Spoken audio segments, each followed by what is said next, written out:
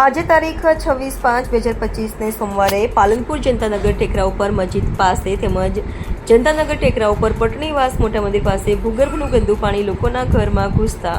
વારંવાર આ વિસ્તારના કોંગ્રેસના કોર્પોરેટરોને રજૂઆતો કરતા આંખાડા કાન કરતા અને કોર્પોરેટરનું એવું કહેવું છે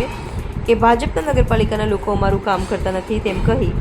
માથેથી ખભે કરતા હોય આ વિસ્તારના હિન્દુ મુસ્લિમ બહેનો મહિલા આગેવાન મરિયમ મિર્ઝાની આગેવાનીમાં હાલાકી ભગવતી મહિલાઓ બીનાબેન પટણી,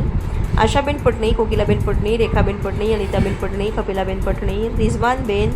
મંજુબેન, શબાનાબેન, હિનાબેન, બીનાબેન પટણી સાથે મોટી સંખ્યામાં નગરપાલિકામાં પહોંચતા કોંગ્રેસના કોર્પોરેટરો નગરપાલિકાના પાછલા દરવાજેથી ભાગી જતા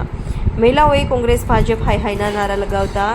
નગરપાલિકા ઓએસ સંજયભાઈ વ્યાસ દ્વારા મહિલાઓની રજૂઆત સાંભળ્યા પછી તરત જ એમના સ્ટાફને બોલાવી તાત્કાલિક કામ કરવાની સૂચના આપી હતી.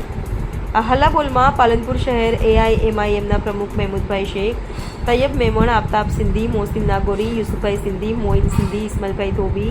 સલીમભાઈ કુરેશી, આદિલ શેખ, નદીમ ચૌહાણ, ફિરોઝ પઠાણ, મુનાભાઈ શેખ પણ જોડાયા અને આ રીતે જમીન પર લોકોના પ્રશ્નો ઉઠાવી કોંગ્રેસ ભાજપ ભાઈ ભાઈની નીતિ ખુલ્લી પાડવામાં આવશે.